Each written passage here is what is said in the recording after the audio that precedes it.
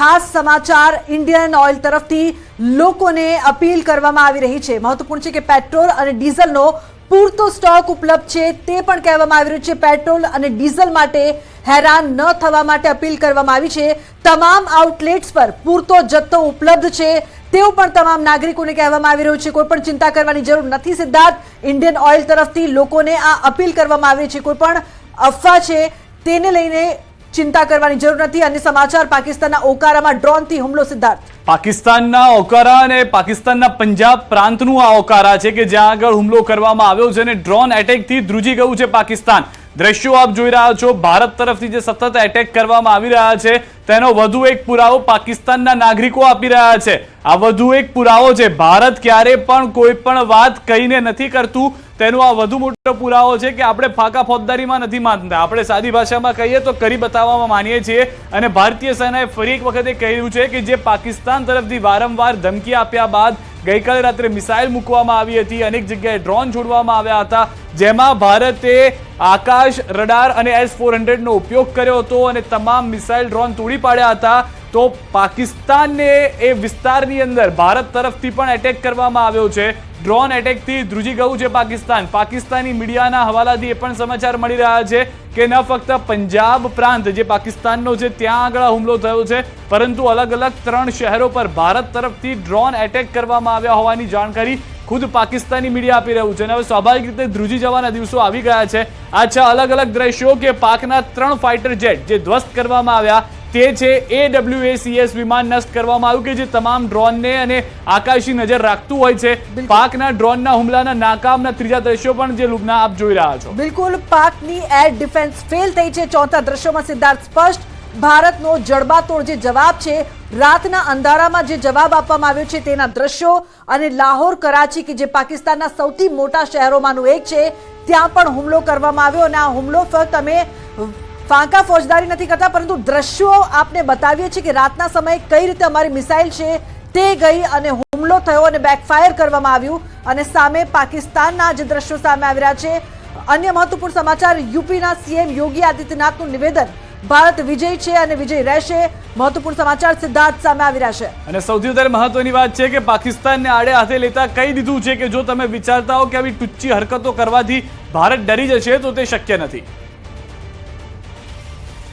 प्रधानमंत्री मोदी जी का जो संकल्प था, हमारे बहादुर जवानों ने, तीनों सेनाओं ने पाकिस्तान को उसका करारा जवाब देकर के आज आप देख रहे होंगे किस रूप में अलग थलग पड़ा पाकिस्तान आज दुनिया के सामने कराहता हुआ नजर आ रहा है। आपने पाकिस्तान को बेशर्मीपूर्ण चरित्र देखा है कि जब भारत की कार्रवाई से आतंकवादी मारे गए, उन आतंकवादियों के जनाजे में पाकिस्तान के शीर्ष सैन्य अधिकारियों की उपस्थिति, पाकिस्तान के राजनेताओं की उपस्थिति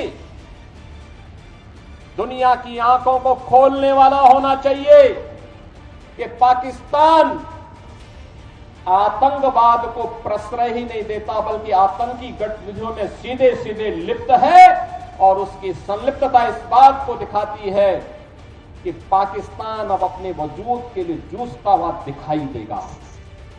तो जे प्रकारथी योगी आदित्यनाथनुं पण निवेदन सामे आव्युं छे सिद्धार्थ, एक सूचक वात ए पण के कोई पण देश माटे तेनी सेना खूब ज महत्वनी होय छे अने सेनाने तैयार करवामां आवे छे, परंतु अहींया तो आतंकवादीओना जनाजामां सेनाना अधिकारीओ जोड़ाया अने दुनिया आ जुए छतां पण कोई जातनी शरम नहीं। सिद्धार्थ, अने गईकाले प्रूफ साथे पण देखाड्युं के ज्यां आगळ आतंकीओने ठेकाणा पर फायरिंग करवामां आव्युं हतुं, तोड़ी पाडवामां आव्युं हतुं, त्यारबाद जे मलबा हता तेमांथी आतंकीओनी लाश निकळे छे अने पछी त्यां आगळ पाकिस्तानना जनरलने त्यां जोवा मळे छे। परंतु आ वधु एक पुरावा के जे आतंकीओ भारतनी अंदर घुसणखोरी करी रह्या हता, बीएसएफना जवानोए तेओने घुसणखोरी करता पहेला ज ठार करी दीधा, त्यां तेओने खत्म कर दीधा। बीजी तरफ गृह राज्यमंत्री हर्ष संघवी के जेओ बैठक करी रह्या छे, मुख्यमंत्री पण बैठकमां हाजर हता जेवी जानकारी मळी रही छे। टूंक समयमां कदाच गृह राज्यमंत्री हर्ष संघवी तरफथी प्रेस पण करवामां आवशे, जानकारी आपवामां आवशे, कारण के गुजरातना एरियाने पण गईकाले एक ड्रोनना हुमलानो शिकार करवानो प्रयास पाकिस्तान तरफथी थयो हतो, परंतु तेने निष्फळ करवामां पण S-400 અને આકાશ જેવી જે એન્ટી મિસાઇલ છે અને જે આયર્ન ડોમ માનીએ છીએ આપણે ભારતનું તેને સફળતા મળી છે। બિલકુલ સિદ્ધાર્થ, એર ડિફેન્સ સિસ્ટમ ભારતની એટલી સજ્જ છે કે કોઈ પણ મિસાઇલ પાકિસ્તાન તરફથી જો છોડવામાં આવે છે તો તે ભારતના જમીન પર પહોંચી પણ ન શકે, આકાશમાં તેને ધ્વસ્ત કરવામાં આવે છે। અને હર્ષ સંઘવી પણ થોડીક જ વારમાં પ્રેસ કોન્ફરન્સ કરે તેવી સંભાવના જોવા મળી રહી છે। સાથે સાથે મહત્વપૂર્ણ સમાચાર એ પણ સામે આવી રહ્યા છે કે મુખ્યમંત્રી શ્રી ભૂપેન્દ્રભાઈ પટેલના અધ્યક્ષસ્થાને આજે સ્ટેટ ઇમરજન્સી સેન્ટર પર રાજ્યના તમામ વિભાગો, સરહદી જિલ્લાઓ, સેનાના અધિકારી, બીએસએફના અધિકારી, કોસ્ટગાર્ડ, નેવી, એરફોર્સના સૌ અધિકારીઓ જોડે એક મહત્વની સંકલન બેઠકનું આયોજન કરવામાં આવ્યું હતું। આદરણીય મુખ્યમંત્રીશ્રીએ સૌ ફોર્સિસના અધિકારીઓને રાજ્યના સૌ નાગરિકો વતી અભિનંદન અને આભાર વ્યક્ત કર્યો અને સાથે સાથે આ તંગદિલીની પરિસ્થિતિમાં ફોર્સિસને રાજ્ય સરકાર થકી જે કંઈ કામગીરી કરવાની હોય છે તેમાં કોઈ બી પ્રકારની કોઈ કમી ના રહે તે માટે મુખ્યમંત્રીશ્રીએ આજે બધા જ વિભાગો જોડે આખું આંકલન બી લીધું અને સાથે સાથે સૌ ફોર્સિસને સંકલન દરમિયાન નાની મોટી કોઈ બી તકલીફ હોય, જે સિવિલિયન્સ તરફથી મદદની જરૂર હોય, આ બધી જ વાતોની ચર્ચા આ બેઠકની અંદર કરવામાં આવી છે। ખાસ કરીને ગુજરાતના આ સરહદી જિલ્લાઓમાં ડિસ્ટ્રિક્ટ એડમિનિસ્ટ્રેશને ખૂબ સારી રીતે તૈયારીઓ, પૂર્વ તૈયારીઓ આપણે કહી શકીએ તેમ કરી છે અને સિવિલિયન્સ કોઈ બી પ્રકારે કોઈ બી અફવાઓથી ડરવાની જરૂર નથી। સંપૂર્ણ સાચી માહિતીઓ એ ડિસ્ટ્રિક્ટ એડમિનિસ્ટ્રેશન દ્વારા સમયાંતરે સૌ લોકોને જરૂર લાગશે ત્યારે પહેલેથી જ જણાવવામાં આવશે। આપ સૌને માત્ર એટલી વિનંતી છે કે ડિસ્ટ્રિક્ટ એડમિનિસ્ટ્રેશન દ્વારા કોઈ બી માહિતી આપવામાં આવે તો એને સંપૂર્ણપણે પાલન કરજો। આભાર।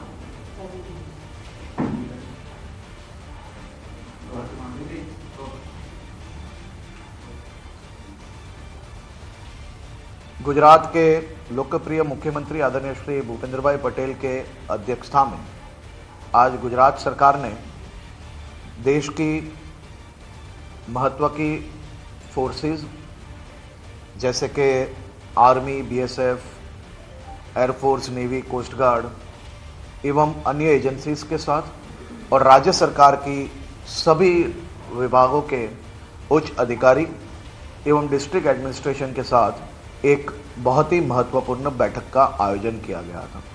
खास तौर पे मुख्यमंत्री जी ने सभी फोर्सेस को गुजरात की सभी जनता की ओर से अभिनंदन एवं आभार भी माना है और साथ में यह समय पे गुजरात सरकार जो व्यवस्था है, जो जिम्मेदारी राज्य सरकार की है, वो व्यवस्थाओं में अगर किसी भी प्रकार की कमी हो तो वो जानने की कोशिश भी फोर्सेस के।